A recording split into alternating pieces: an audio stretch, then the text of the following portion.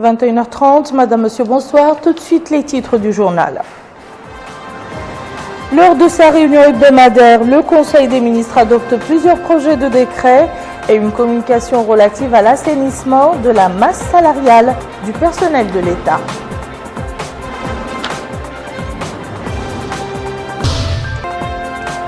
Clôture des travaux de la première conférence internationale de l'initiative pour la transparence dans le secteur de la pêche et les participants se réjouissent de la teneur des débats. Le rapporteur de l'ONU chargé de la torture et des autres pratiques inhumaines et dégradantes souligne la pertinence de l'arsenal juridique mauritanien en matière de lutte contre la torture. Et nous ouvrons ce journal par la réunion hebdomadaire du gouvernement présidée par le président de la République Mohamed Ould Abdelaziz. Cheikh Nasher Saad Bour nous fait le récit des résultats du Conseil des ministres. Le Conseil a examiné et adopté les projets de décret suivants. Projet de décret portant renouvellement du permis de recherche numéro 1167 pour les substances du groupe 5 quartz dans la zone nord-est Stal, Ogman, Wilaya de Lenchiri au profit de la société Curve Capital Ventures Limited. Projet de décret portant renouvellement du permis de recherche numéro 1217 pour les substances du groupe 1 fer dans la zone de Gleibat Zoglan, Wilaya de Ladrar au profit de la société Elite Earth Mineral et Métal.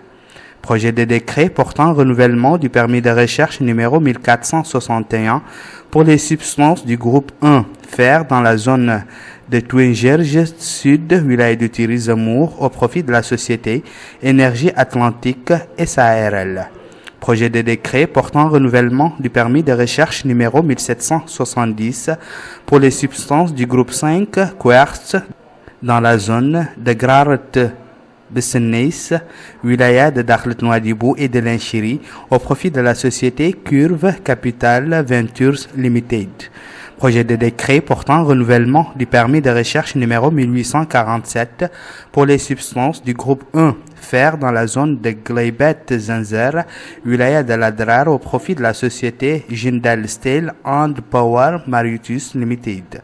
Projet de décret accordant le permis de recherche numéro 2415 pour les substances du groupe 5 dans la zone de Wad al-Ba, Wilaya du Trarza, au profit de la Société de recherche des mines et des carrières SRMC SRL. Le ministre des Affaires étrangères et de la coopération a présenté une communication relative à la situation internationale.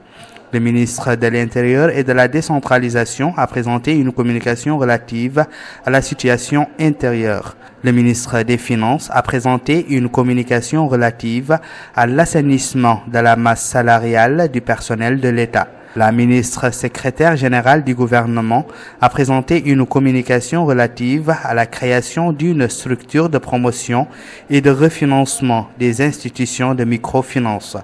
Cette communication propose la création d'une structure dédiée au refinancement des institutions de microfinance et à la promotion de la microfinance en général, dont l'objectif consiste d'une part à favoriser une gestion cohérente et pérenne des ressources qui le plus souvent sont éparpillées dans différents départements et d'assurer une mobilisation des ressources additionnelles dans l'intérêt de la promotion du secteur d'autre part. L'ancrage auprès de la CDD de cette structure sera de nature à favoriser une meilleure performance de ces opérations, d'optimiser les coûts induits par sa mise en œuvre et d'éviter les nombreux inconvénients liés à la création d'une nouvelle structure sur fonds publics. Enfin, le Conseil a pris la mesure individuelle suivante.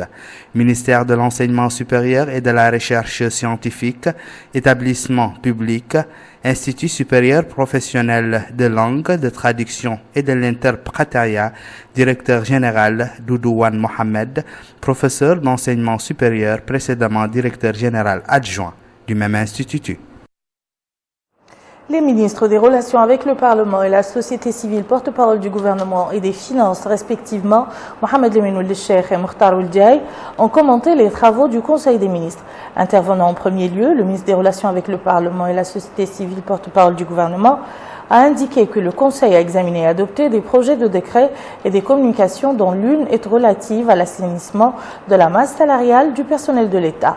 Apportant des explications sur cette communication, le ministre des Finances a indiqué que la masse salariale dont le budget de l'État mauritanien est passé de 70 milliards d'ouguiyas environ en 2008 à 118 milliards d'ouguiyas environ en 2015. Il a aussi précisé que la masse salariale a aussi augmenté dans le budget de 2016 de près de 21 milliards d'ouguiyas. Vous pourrez donc suivre l'intégralité de cette conférence de presse juste après ce journal.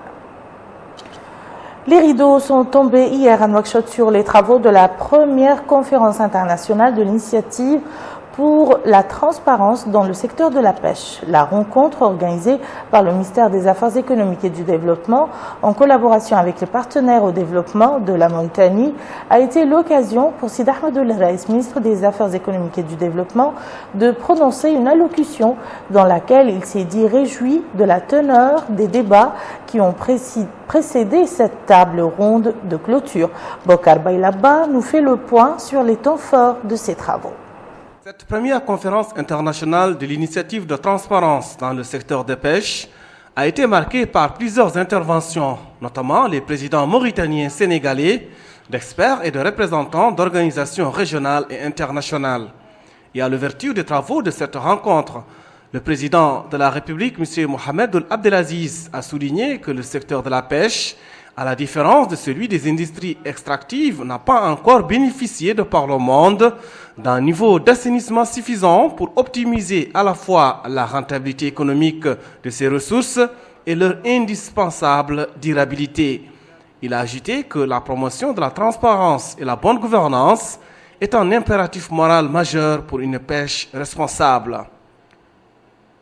Autre intervention, c'est celle faite par le président sénégalais, M. Macky Sall, qui a souligné l'importance de l'exploitation transparente des ressources maritimes au service du développement. D'autres personnalités ont salué l'initiative de la Mauritanie pour asseoir la transparence dans le secteur des pêches et son rôle dans la protection des ressources halieutiques en Afrique en vue de les orienter pour servir le développement durable et la lutte contre la pauvreté. Après les discours des institutionnels, la conférence a été ponctuée par des panels consacrés sur les efforts globaux pour une pêche responsable et sur une pêche responsable par le biais de transparence et de la participation.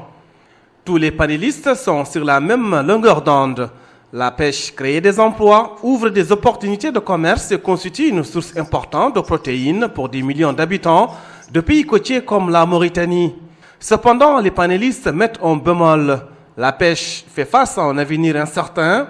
La surpêche, la pêche illégale et la dégradation des écosystèmes menacent un grand nombre de stocks de poissons.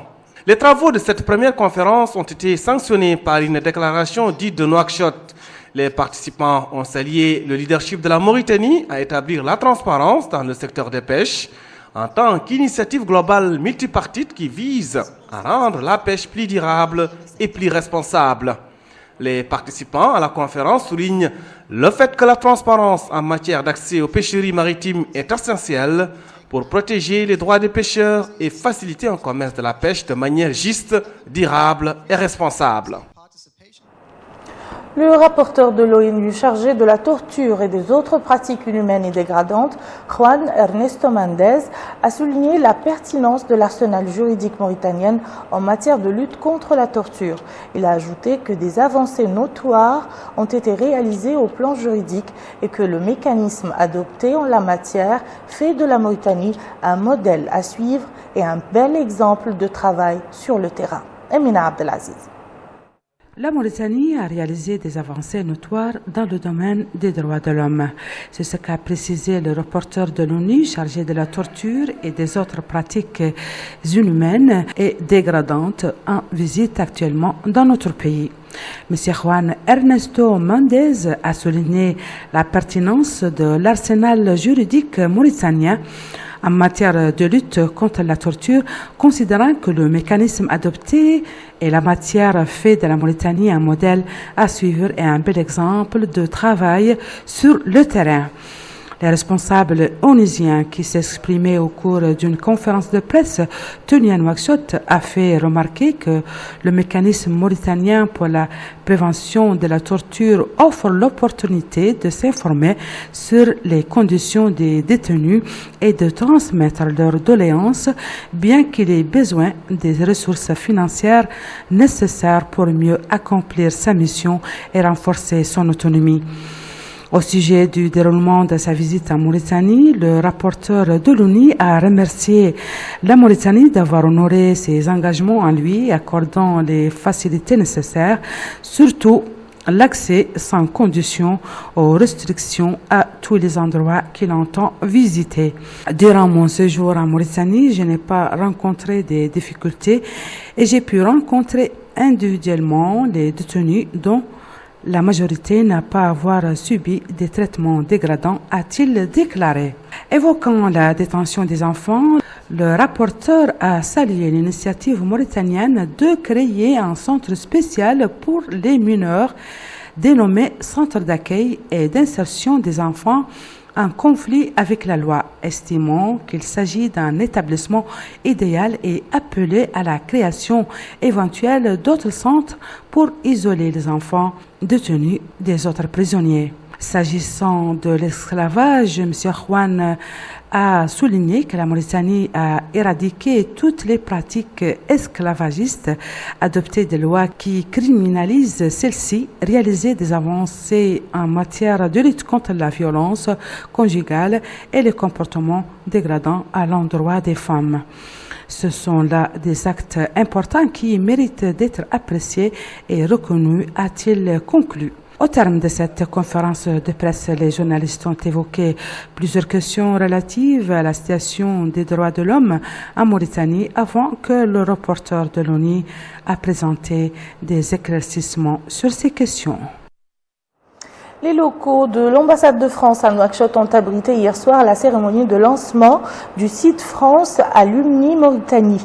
Un site qui est fait pour mesurer et répondre aux attentes d'un public spécifique, les alumni, anciens étudiants de France, mais aussi à celles des entreprises. Aminata Khan. Lancement du site France Alumni Mauritanie pour répondre aux attentes d'un public spécifique. Il s'agit des alumni, anciens étudiants mauritaniens de France. Avec son annuaire interactif, France Alumni Mauritanie offre aux étudiants la possibilité de s'affilier au réseau et de se mettre en contact avec d'autres anciens étudiants. Le site offre également des espaces d'échange et de discussion. Sur l'utilité du site, le ministre de l'Enseignement supérieur s'est exprimé. Donc je pense que France Alumni à Nouakchott va aider les étudiants, aussi bien en termes d'orientation, d'offres de formation, des parcours, des difficultés, mais des défis. Donc il y a tout un soutien pédagogique qui peut se passer très tôt, qui malheureusement n'est pas fait dans les lycées à notre niveau, et je pense que ça va combler ces déficits. L'ambassadeur de France dans notre pays a décliné au cours de son discours les principaux axes de France Alumni Mauritanie. La plateforme France Alumni Mauritanie, que M. Borias, qui est là sur le pilotage, vous présentera d'ici quelques secondes, souhaite précisément répondre à cet objectif et elle veut intensifier la relation initiale existante. Aujourd'hui, la force des réseaux sociaux n'est plus à prouver. La plateforme France Alumni Mauritanie a vocation à mettre en réseau et à connecter les alumni par thématique, par discipline, par lieu d'études, mais aussi et surtout à mettre en relation les anciens étudiants avec le secteur privé, mauritanien et français, qui est pourvoyeur d'emplois. D'autres anciens étudiants en France ont pris la parole et ont raconté les liens qui les unissent avec la France et retracé leurs années universitaires. Un film documentaire a été également projeté, film dans lequel on retrouve d'anciens stagiaires et étudiants dans les centres et universités de France. Le réseau des musées privés mauritaniens a élu ce matin à Nouakchott Aïni Naouleyi comme président de son bureau, ainsi que les autres membres du bureau. Le point avec Abdullah Damaba. Ce nouveau bureau du regroupement des musées privés de Mauritanie est dirigé par Aynina Wouleye El Khalil Ould Taha et le premier vice-président de ce réseau, Kanta Seyd Ngam. Il a été élu secrétaire général de ce regroupement dont Khadija Toumint Ducros est la secrétaire aux finances. Cette élection a eu lieu en marge de la première assemblée générale constitutive de cette organisation. Mohamed Mokhtar Ould Ahmed, représentant Madame la ministre de la Culture et de l'Artisanat, a salué l'élection de ce nouveau bureau. Il a en outre exprimé les bonnes dispositions du ministère de la Culture et de l'Artisanat de les accompagner dans le cadre de la revalorisation du patrimoine culturel du pays. Le président nouvellement élu de ce regroupement a remercié les représentants des musées privés pour la confiance placée en sa personne. Il a par ailleurs invité les personnes concernées par le patrimoine à œuvrer pour la préservation et la valorisation des valeurs culturelles dans les expositions internationales.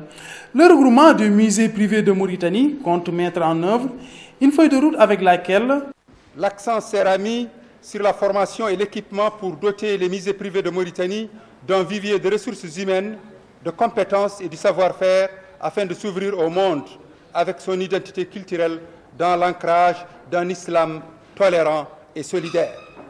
Le réseau de musées privés de Mauritanie, RMPM, est un vieux rêve porté par deux pionniers culturels. Je veux nommer le doyen Amar Fall Diagne et Khalil Ould Taha. Il faut rappeler que cette élection a eu lieu en présence de plusieurs personnalités qui s'activent pour la revalorisation de notre patrimoine culturel. La Charte nationale de la jeunesse mauritanienne a organisé hier soir dans la capitale une rencontre de concertation avec les leaders de l'opinion et des forces vives du pays sous le thème « L'intégration de la jeunesse mauritanienne ». Une obligation de l'instant conformément à une nouvelle vision pour l'unité. La cérémonie a été marquée par des interventions variées, des présidents de partis, des activistes de la jeunesse, des journalistes qui ont tous mis en exergue le rôle essentiel de ce pacte et son objectif noble. L'Association générale pour le travail et la santé, qui regroupe des infirmiers et des sages-femmes non employés, a organisé hier soir à Nouakchott son premier congrès institutionnel pour mettre en place son bureau exécutif. Le président du bureau, Seyyid Ould Abdallah Talib, a dans son discours plaidé pour la régularisation de la situation des membres de ce groupe d'infirmiers et de sages-femmes non employés, et cela ne peut se faire qu'à travers leur recrutement et leur insertion dans la fonction publique. Et nous refermons ce journal par un rapide survol de l'actualité internationale en bref et en images avec Melika Narli. De sources israéliennes, 2 Palestiniens ont été arrêtés, accusés d'avoir agressé un gardien d'un centre commercial à Ramallah. 4 Palestiniens ont été tués par balle lors d'affrontements avec les forces d'occupation israéliennes à Kabatia, non loin de Jénine. D'autre part, l'armée israélienne a bouclé la partie de Kabatia, d'où étaient venus 3 Palestiniens qui auraient pris à partie la police israélienne Al-Quds hier. Toute la zone avait été bouclée et d'importants renforts ont été dépêchés sur place. De sources policières, les 3 assaillants seraient de Kabatia. L'affrontement aurait eu lieu à l'une des entrées de la vieille ville, lieu de grande affluence, d'où la crainte de la reprise du cycle de violence dans la partie d'Al-Quds, qui connaissait depuis quelque temps une certaine accalmie. Le dernier embrassement à Al-Quds avait eu lieu le 23 décembre dernier à Bab el-Khalil dans la vieille ville. Ce jour-là, 2 martyrs palestiniens sont tombés sous les balles de la police israélienne.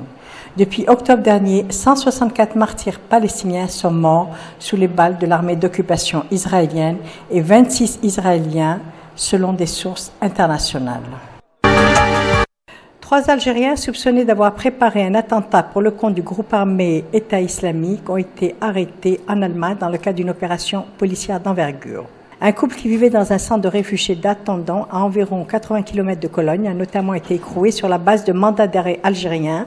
Alger les soupçonne d'appartenir à l'EI. Un 3e Algérien a été arrêté à Berlin. Il est accusé d'avoir fabriqué de faux papiers. Un porte-parole de la police berlinoise a indiqué que des ordinateurs et des téléphones saisis lors des perquisitions allaient être analysés pour déterminer si un attentat était prévu et quelles étaient les cibles. Aucune arme ni aucun explosif n'ont été retrouvés lors de ces perquisitions qui ont mobilisé 450 policiers. Julian Assange, fondateur de Wikileaks, qui a publié en 2010 500 000 documents classés secret défense sur l'Irak et l'Afghanistan, s'est dit prêt à quitter l'ambassade d'Équateur à Londres où il est reclus depuis 2012. Si l'ONU annonce qu'il a perdu son affaire contre le Royaume-Uni et la Suède. Le groupe de travail de l'ONU a estimé que Julian Assange était victime d'une détention arbitraire. L'avocat suédois de Assange a rappelé la définition large de la détention dans la Convention européenne des droits de l'homme, à savoir toute privation de liberté. Seulement l'avis de l'ONU serait non contraignant pour les États membres. Julian Assange, contre qui est lancé un mandat d'arrêt européen, refuse de se rendre en Suède où une plainte a été déposée contre lui pour viol par peur d'être extradé vers les USA. Et voilà qui met fin à ce journal. Je vous en rappelle les principales informations. Lors de sa réunion hebdomadaire, le Conseil des ministres adopte plusieurs projets de décret et une communication relative à l'assainissement de la masse salariale du personnel de l'État.